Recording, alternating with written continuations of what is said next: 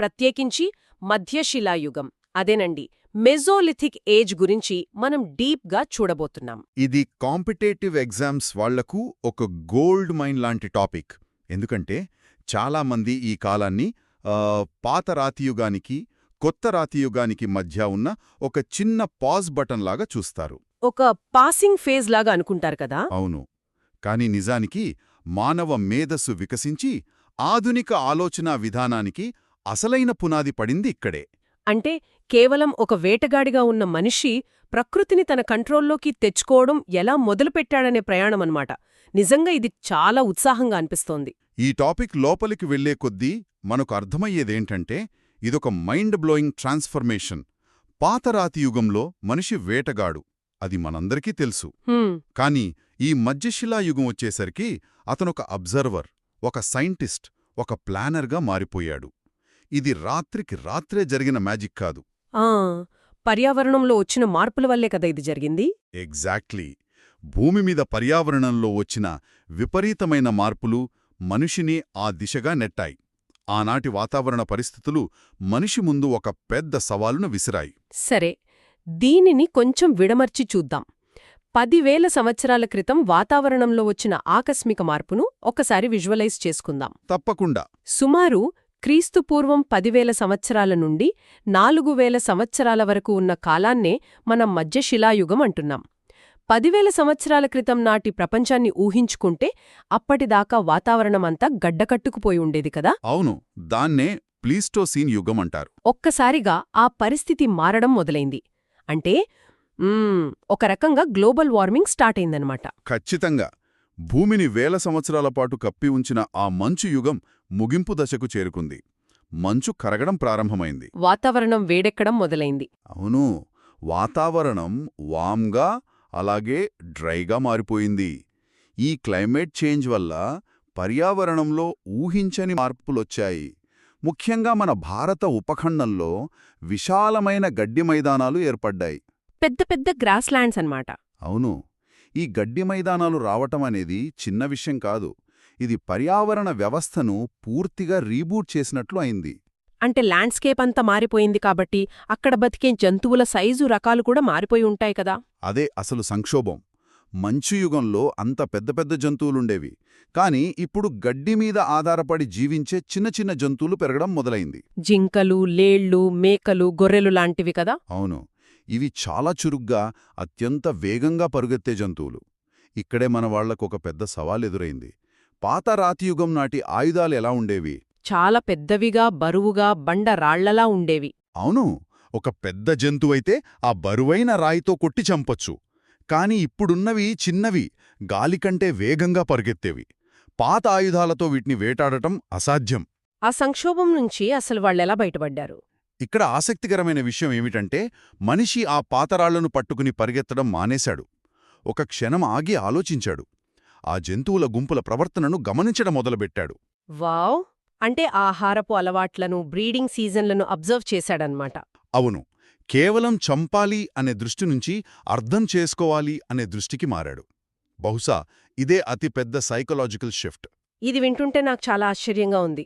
జంతువుల వెంట పరిగెత్తడం కన్నా వాటన్నిటినీ పట్టుకుని పెంచుకుంటే ఎలా ఉంటుంది అనే యురేక మూమెంట్ వాళ్ళకొచ్చింది. ఎగ్జాక్ట్లీ. ఇదే డొమెస్టికేషన్ అంటే, జంతువులను మచ్చిక చేసుకోవడానికి నాంది. ఇక్కడే పశుపోషణ పుట్టింది. దీనికి సంబంధించి చాలా ముఖ్యమైన ఆధారాలున్నాయి కదా. పోటీ పరీక్షల దృష్టితో చూస్తే మొట్టమొదట మచ్చిక చేసుకున్న జంతువు ఏది అనేది తరచూ అడుగుతుంటారు. అవును, మొట్టమొదట మచ్చిక చేసుకున్న జంతువు కుక్క యొక్క అడవి పూర్వీకుడు. ఇది వాళ్లకు మందలను కంట్రోల్ చేయడంలో హెల్ప్ చేసింది. దీనికి సంబంధించిన ఆధారాలు ఎక్కడ దొరికాయి? మధ్యప్రదేశ్లోని ఆదంగఢ్, అలాగే రాజస్థాన్లోని బాగోర్ ప్రాంతాల్లో దీనికి సంబంధించిన పురావస్తు ఆధారాలు దొరికాయి. ఇవి సుమారు క్రీస్తుపూర్వం 5,000 నాటివి. ఎముకల గురించి ఇంకొక ఇంట్రెస్టింగ్ పాయింట్ ఉంది. వాళ్ల హెర్డ్ మేనేజ్మెంట్, అదే మందల నిర్వహణ. అవును, దొరికిన ఎముకల్లో ఎక్కువ శాతం చిన్న వయసున్న పశువులు, గొర్రెలు, మేకలివి.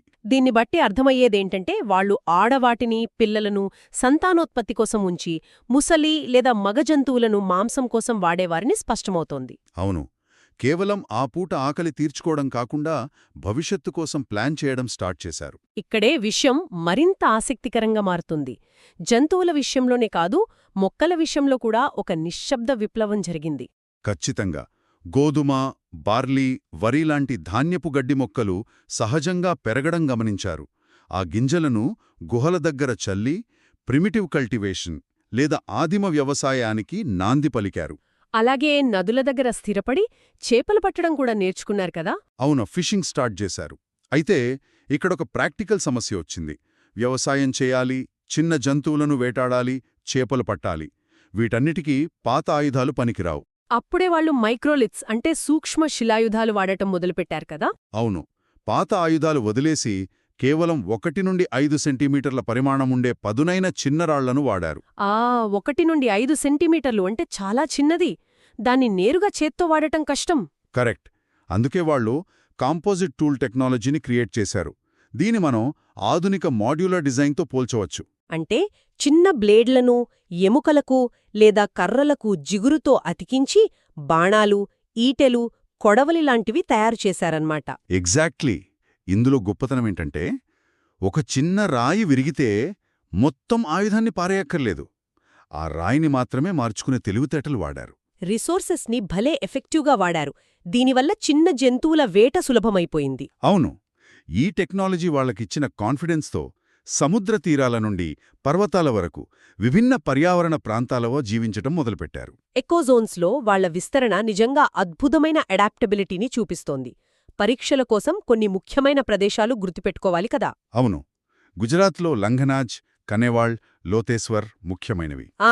కనేవాళ్ దగ్గర ఆశ్చర్యకరంగా ఒంటె ఎముకలు దొరికాయి కదా. అవును, ఇది వాళ్లు ఎడారి ప్రాంతాలకు కూడా ఎలా అలవాటు పడ్డారో చెప్తుంది.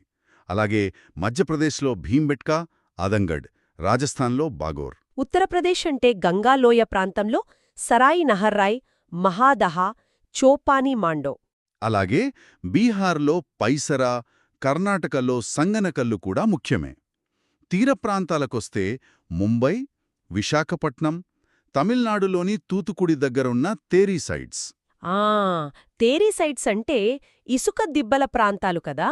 సరే, నివాస గృహాల గురించి మాట్లాడితే కేవలం రాతి ఆశ్రయాలు మాత్రమే కాకుండా గుడిసెలు కట్టటం కూడా మొదలుపెట్టారు వాళ్ళు.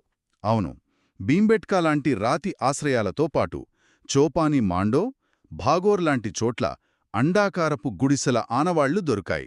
వాటిల్ అండ్ డాప్ టెక్నిక్ వాడారు కదా. అంటే మట్టి, వెదురు, గడ్డితో గోడలు నిర్మించడం. బహుశా సామూహిక జీవనానికి తొలి అడుగు ఇదే అయి ఉంటుంది. ఖచ్చితంగా. ఎప్పుడైతే ఒక స్థిరత్వం వచ్చిందో అప్పుడు వాళ్లకు తీరిక దొరికింది. ఈ తీరికే వాళ్లలోని సృజనాత్మకతను బయటకు తీసుకొచ్చింది. అవును, లిపిలేని ఆ కాలపు చరిత్ర పుస్తకాలు వాళ్ల కళలే. ముఖ్యంగా రాళ్లమీద చెక్కడాలు అంటే ఎంగ్రేవింగ్స్. రాజస్థాన్లోని చంద్రవతిలో జామెట్రిక్ నమూనాలు దొరికాయి. వాళ్లు వాడిన డిజైన్స్ చాలా క్లిష్టంగా ఉంటాయి. చిన్న పన్ను మీద అంత సూక్ష్మంగా చెక్కడం సామాన్యమైన విషయం కాదు. ఇది వ్యక్తిగత అలంకరణ పట్ల, తమకంటూ ఒక గుర్తింపు ఉండాలనే ఆలోచన పట్ల వాళ్లకున్న ఆసక్తిని తెలుపుతుంది కదా. ఎగ్జాక్ట్లీ. ఇక వాళ్ల రాక్ పెయింటింగ్స్ గురించి చెప్పాలంటే భీంబేట్కా, పచ్మర్హి, మిర్జాపూర్ గుహలోని చిత్రాలు వాళ్ల దైనందిన జీవితాన్ని కళ్లకు కడతాయి. ఆ చిత్రాల్లో వేట పద్ధతులు మాత్రమే కాదు, సామాజిక కోణాలు కూడా ఉన్నాయి కదా. అవును, సామూహిక నృత్యాలు అంటే పండుగలు లేదా ఆచారాలు కావచ్చు. అలాగే పిల్లలు ఆడుకోవడం, స్త్రీలు ఆహారం సేకరించడం లాంటివి చాలా స్పష్టంగా ఆ చిత్రాల్లో బంధించారు. ఒక రకంగా ఇది కంప్లీట్ సోషల్ లైఫ్ని చూపిస్తోంది. అయితే ఇదంతా మనకు ఏం చెప్తోందంటే మధ్యశిలాయుగం కేవలం ఒక సంధికాలం కాదు. వ్యవసాయ విప్లవానికి కావలసిన మానసిక, సాంకేతిక మరియు సామాజిక పునాదులన్నీ ఇక్కడే బలంగా పడ్డాయని మనం అర్థం చేసుకోవచ్చు. అవును. అయితే ముగించే ముందు ఒక విషయం గుర్తుంచుకోవాలి. ప్రస్తుతం మనకు దొరికిన ప్రదేశాలలో చాలా వాటికి పరోక్ష పద్ధతుల ద్వారానే కాల నిర్ణయం అంటే డేటింగ్ జరిగింది. అంటే ఖచ్చితంగా సైంటిఫిక్ డేటింగ్ జరగలేదంటారు? అవును, పనిముట్ల శైలిని బట్టి అంచనా వేశారు. ఇక్కడే నాకు ఇంట్రెస్టింగ్ ఆలోచనొస్తోంది. భవిష్యత్తులో ఆధునిక మరియు ఖచ్చితమైన సైంటిఫిక్ డేటింగ్ టెక్నాలజీల ద్వారా ఈ స్థలాల కాలాన్ని మళ్లీ లెక్కిస్తే ఏం జరుగుతుంది? డేట్స్ పూర్తిగా మారిపోయే ఛాన్స్ ఉంది. బహుశా ఈ సాంస్కృతిక మరియు సాంకేతిక విప్లవాలు మనం అనుకున్న దానికంటే చాలా ముందుగానే జరిగాయని రుజువవుతుందేమో.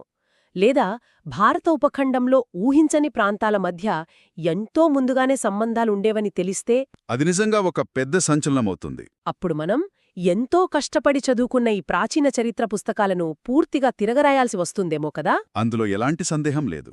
ఏదేమైనా చరిత్ర ఎప్పుడూ తనలో కొత్త రహస్యాలను దాచుకుంటూనే ఉంటుంది.